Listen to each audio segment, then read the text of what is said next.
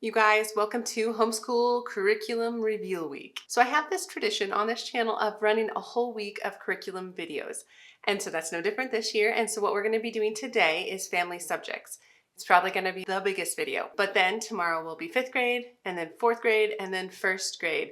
So I have lots of good content coming over the next 4 days. So please subscribe if you want to so you don't miss any of it.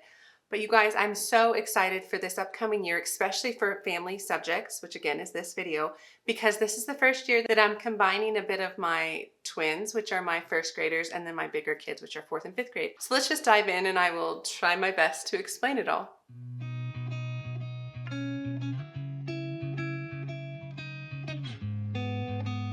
So hi, my name is Angie. Welcome to the channel, or welcome back, all the things. So like I said, today's video is my family curriculum picks for the 2024-2025 school year. Now, before I get too far into this video, I need to say a huge thank you to Sonlight for sending me part of this curriculum, especially the all subjects package for my big kids. And so thank you to Sonlight. And as always, this curriculum is in exchange for my honest review. Okay, family subjects. And so when I say family subjects, what I mean is my content-based subjects. So this is the stuff that can be shared, like history, Bible, literature, science, geography, things like that. Individual subjects, like I said, those are coming over the next 3 days. So family subjects, let's start with history, because that's the one that I'm going to be trying to combine this year, and I'm really excited. So we are going to be studying American history. That's the plan. We're going to study American history with both my big kids and my twins, because last year I did split them up. They were in 2 different programs through Sonlight, and it was just a bit much. I mean, it's doable, and it probably will be more so in the future. It was just hard having 2 kindergartners trying to learn to read with all the extra stuff. And so what I'm going to do over the next 2 years is American history, honestly, because the way Sonlight is set up is it has a 2-part American history for level D and level E for the bigger kids. And then there is a intro to American history, which is the 1st grade or level A year. And that one I'm just decided to split over 2 years. We're just going to extend my kindergartners level because they sit in on all the materials for their older siblings anyway. And so I feel like it'll round out American history really nicely for everybody. So let me just hop into the history resources. So here are some of the resources for HBL-D, or year 1 of 2 of American history. So the big one is this big spine book. I'm so excited for this DK Smithsonian American history book. It has just wonderful illustrations. So that is a highlight, I think. And then this spine is the landmark history of the American people from Plymouth to the West. So that's really what we're covering. Revolutionary War, westward expansion, and then next year is a lot of Civil War, if I understand it all correctly. And so this is a good resource for that. And then we have a couple others. This one, actually, I think this is a reader. But it's The White House is Burning. And then we have a couple of these little ones, the Constitution, Bill of Rights. So that's important for when we're talking setting up things, setting up our nation. And then have this one. It's The Beginner's American History from Christopher Columbus to John Sutter. What I understand this to be is it highlights people, different people throughout that time frame. So we have that one, and then this one is a Lewis and Clark resource. And then let me pull out what I have for my 1st graders. And they have a similar kind of spine text. This is Heroes and Happenings. This is volume 1, and it goes through kind of a similar time frame, so like Gold Rush and things like that. And it's lots of pictures, lots of good stories, a number of other resources that I have, like Johnny Appleseed, which I think is during this first half, as well as Lewis and Clark, the 3 Little Pilgrims, George versus George, so Revolutionary War and stuff like that.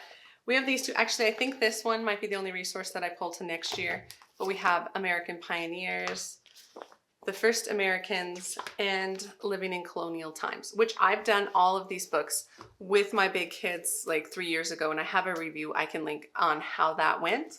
But this is us revisiting these resources. And again, I'm just going to be reading the first part of them. So in theory, we're just going to be doing half, weeks 1 through 18 of HBL-A for history. And so I have all of the instructor guides, the Sonlight materials that will help me teach all of the history. I did want to show you quickly what that looks like. And so this is Exploring American History. This now says A, it's been switched since when I bought it, but a lot of the material's the same. Like the read alouds and the Bible have been switched, but the history, I'm just kind of pulling the history and I'm pulling the read alouds. And so we have the maps, we have timeline figures and timeline books. I have the instructor's guide, which is just gold. I love these instructor's guides. And the same for the other program, which is HBL-D, is I have all of the materials I need to teach this well. Now I have additional resources when it comes to history. Yes, these are full on, lots of good materials for history, but I did pick up Build Your Library Level 5 as well. And so this is American History Part 1. And we're by no means doing this curriculum, but I do love a few of her resources that I feel like will weave in really well to the Sonlight material, because I was really interested in including a little bit more Indigenous history, some own voices type books. And Sonlight has a bit of that in a Bible resource, which I'll get to in just a second. But I wanted to supplement with this book. And so this comes from Build Your Library, and it's called What the Eagle Sees, Indigenous Stories of Rebellion and Renewal. And I think they'll just be kind of little stories to give a good perspective of what it would have felt like to be on that side of history. So I have this, a couple other resources that I have that I just love and I think will just really enhance what we're learning are these two books. So these I got from the library. Actually, all of this I got from the library. So these are National Geographic books. And so this is the 1607, A New Look at Georgetown, and 1621, A New Look at Thanksgiving. Why I like these, a lot of these pictures, I believe, are taken from just like reenactments and things like that. And so it's just, I think it'll help these time frames really come alive. Same with this one, is it just has extra really interesting, cool pictures. And so that I feel like is a really good supplement. Another resource from Build Your Library that I really liked, it's the We Were There Too, Young People in U.S. History.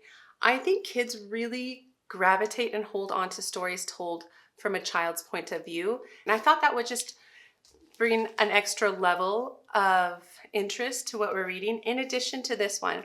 So this is the one that I might just have to buy a copy of. It's In the Shadow of Liberty. It's called The Hidden History of Slavery, 4 Presidents and 5 Black Lives. So it tells the story of some enslaved individuals under certain presidents and what that looked like.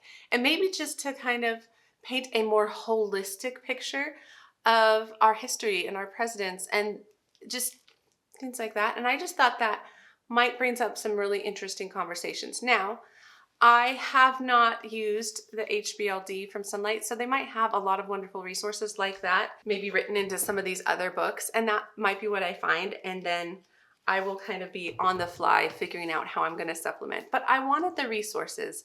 I wanted to bring that kind of level to our discussions. And Build Your Library, I feel like, is just top notch. And so I'm supplementing with that. And we might also supplement with a few, where did I put them? A few of the readers or read alouds. Not readers, read alouds from Build Your Library. And these are over a number of years because I have a lot of the levels of Build Your Library just because I love her resources. Like this one, Sweep, or even Chains, Lori Halls Anderson. I think I need to read this ahead of time to make sure it's not too much. But Wish Tree, The One and Only Ivan, Amari. I've read this book. I enjoyed this book. And so some of these books are just kind of on standby, honestly, especially something like this. It's on standby for if like we are just deep into history and my kids are kind of heavy and overloaded and we need a light read aloud. Because what I love about the Sonlight Level D is it integrates all of the readings into the history, like the read alouds as well as the readers, which is a good place for me to segue right now, is the read alouds, which I've heard these are amazing books, but they are quite heavy. And so the first one, this one actually is not included, or it's in the 5-day, which I just get the 4-day HBLs. But I picked this up because I just have heard so much good things about it, and that's Pedro's journal. But here's some of the other ones that are, these ones are scheduled. And so it's like some classics, right? The Witch of Blackbird Pond, I'm really excited about that. Carry On, Mr. Bowditch.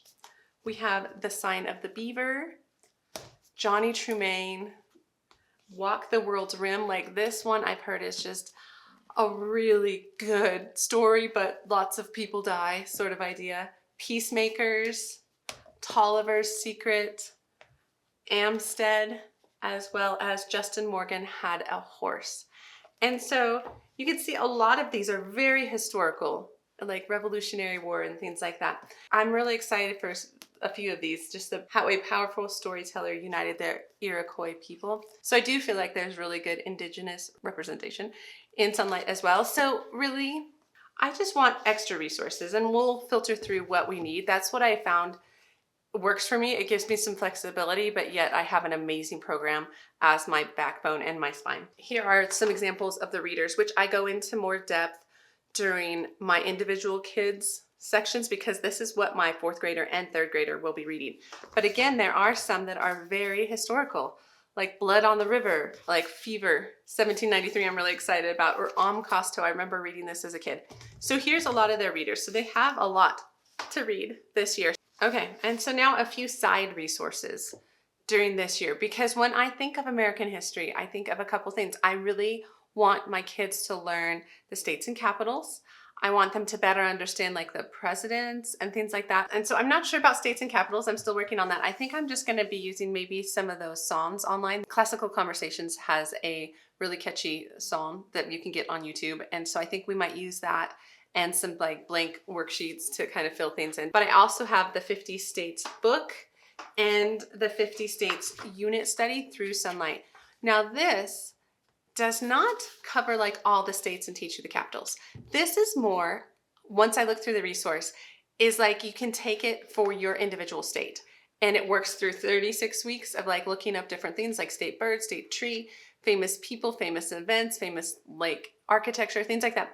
And so I think we'll be using this. I'm trying to decide if I want to do a Colorado history year this year or next year.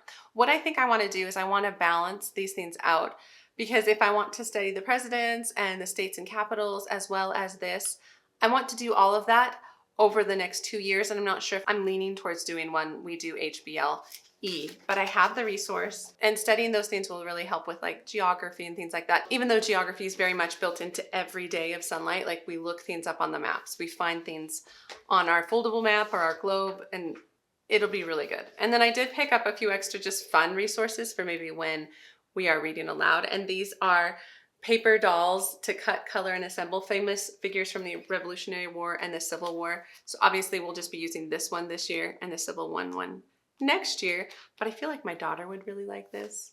She would. And then we also have the lap book, which I forgot to bring over. I just have too many things. So we did pick up the lap book for HBL-D, and it has the folder and you put in all the pieces and it has all the wonderful instructions. And I think my daughter's gonna love that. My son, maybe not so much. And then last thing for history. Oh my gosh, I feel like I've been talking so long on history. Last thing for history is Liberty Kids. So all of the episodes, I think there's 40 episodes, are on YouTube. And it just looks like a cute little TV show about American history, like the Boston Tea Party and all of these things. I showed the kids some like trailers and they really liked it. So I think we'll be doing that to supplement as well. So that's a lot of history. As for Bible, we're shaking things up a bit here too, because I want to target both groups of my kids. Last year, we just pretty much followed HBLC's Bible, and I hoped that my twins got something. This year, what we're gonna do is there's Bible reading in HBL-D. So this is the instructor guide for HBL-D, and here's the Bible section, and there's the reading. And the reading is from the Bible. So it's like Luke 1, verse 1 through 25. It's the first day. So we'll be doing that. I'll probably have my kids read part of it, or I will be reading part of it. And what we'll do is combine it with this from HBL-A. And so this is Bible for Children, Daily Bible Readings for Growing Faith. And I liked this resource when we used it with my big kids 3 years ago or whatever. It just has a little page and then a little discussion. And so I feel like we could balance the reading in both of these to kind of target both kids. And whether we do this at the same time or if we do it at separate times, I'm not quite sure. And then a couple other resources or things with Bible is memory work. And so we'll be doing the memory work from HBL-D, I think. I'm trying to decide on that too. My goal is to go through and pick which ones we're going to memorize a little bit more completely this year. Like I'm going to pull out some because it was a little much last year. And so we're going to be doing the verses as well as some of these extra resources. So I pulled this up. So this is a Bible resource. This is American Indian Prayer Guide. And so you learn about different groups like the Cherokee for a week. You learn different facts about how they lived, and then there's prayers for how to pray for the Cherokee Nation and things like that. So this is a resource in addition to this one, which is more of the apologetics book. I was talking about this during my HBL-C review of the one that was talking with your kids about Jesus, but this one's talking with your kids about God. I found that I do best if I pre-read it and summarize it a bit for them, but I'm still very excited for this resource for the upcoming year, as well as this one, which is technically part of history, I think, but I always just put it with the Bible. And so this is a Christian's Heroes Then and Now, Adoram Judson, not quite sure how to say that, but that's also on our kind of Bible list. So those things for Bible, but really the heart of it is the scripture reading and the scripture memory, or at least for me it is. I feel like we get a lot out of that, and exactly how I'm going to combine it with my twins, we'll figure out as we go. So literature. So I showed you all the literature for HBL-D because those were the ones that went with the history, right? These are the ones I'm reading aloud, not their readers, but read alouds. We also have poetry. This is poetry for HBL-D and HBL-A. We just always do poetry once a week, and I read everything that's selected, and the kids love it. We usually kind of make a treat and a fun day of it. But I do have some books for HBL-A. So keep in mind, I have no idea which ones are which. We're going to be splitting these up because, like I said, I'm doing A over 2 years. So we'll be doing half of these. And that'll be good because some of these are our favorites. Like I've already read with our big kids, Mrs. Piggle Wiggle, Sled Dog. We haven't read this one, Cool Beans, but there's like some more. My daughter would probably really like this. The Ordinary Princess, No Children, No Pets, The Light at Turn Rock, Family Under the Bridge, some kind of classics. The 100 Dresses, Book Uncle and Me, we love this one.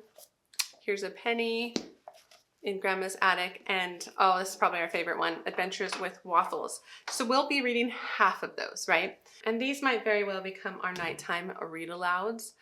And then I did want to, and I forgot to bring it over, I wanted to start the Little House books because at the end of this past year, during HBLK, Little House in the Big Woods was scheduled, and I just decided we're going to push it off to this year, and we might just read as many of those as we can over the next 2 years. That's my general goal. Again, it's really fun to add in extra read-alouds because these are wonderful books, but so are the Narnia books, and so are the Little House books, and so we'll be doing that, and like I said, potentially subbing in some from Build Your Library or even Brave Writers. And I realize that sounds like a lot, but honestly, it works for my family. We are very lit based. So those things, history, Bible, literature, will be done together. Now, there are some of these that I feel like if they get a little too scary or a little too heavy, I won't make my twins stay for this, for instance. But I feel like my big kids will want to stay for some of the HBL-A books. And so we'll just kind of play that by ear again. So those are all combined. What I was going to say is science is not. That's the one subject that I'm okay keeping separate because I love science. I'm a scientist. I cannot bring myself to do less science. I just can't. And so I have 2 different science programs. I have Science A from Sonlight, which I have a designated review video. Go check that out because this is going to be a repeat for us. And then I have Science D. And so this one's focused on energy, waves, biological systems, earth systems, and engineering design. This one is focused on light and sound waves, biological features, space science, and engineering design. So I have all of my resources for those things right here. So first off, let me grab this because I do have 2 of these. I have the level A and the level D, and I have the experiment kits. I have both fully stocked experiment kits ready to go so we can do all of these wonderful experiments. I really do love Sonlight Science experiments. We've started doing them on Saturdays and it's been working really well for us. And then Science D does not have the videos, but Science A does. And so those are really fun also, is to watch the science guy. So experiments, check, double check, we love them. And then the science books. So these are our new ones. These are the new ones for level D. So let me go through a couple of them. So there are a few Usborne encyclopedias. We really like these. They're very colorful. They're very fun. And this one is The Mysteries and Marvels of Nature. I just love this kind of stuff. And then this is Exploring Planet Earth. So this obviously looks like it's more oceans, but it's everything. It's all of kind of geology and weather and climate and earthquakes, all the things. I just think it all sounds good. And then there's a coding resource, which this is the one thing that my son doesn't need, but my daughter probably could use it because he's been teaching her. So my 10-and-a-half-year-old has been teaching my 9-year-old to code a bit. And so we have another resource for that. We have our biography. So this is Hedy Lamarr, Double Life, a Hollywood legend and a brilliant inventor. I just think this looks like such a beautiful book. I love all the illustrations. I love all the pictures. I think it's just a fun resource. We have Illustrated Science Dictionary. I'm not sure how we're going to be using this because we do have science worksheets, which I didn't bring out with me. There's too much to bring out. But I'm going to be having my son, I think, read these himself. Like he'll sit down to whatever the pages are and I'll have him read his pages and answer the activity sheets. And so I think this might be helpful for that. And maybe they're trying to help the kids transition with the worksheets into more independence. I'm not sure. But here's another DK book. This one's on energy, which just looks really cool.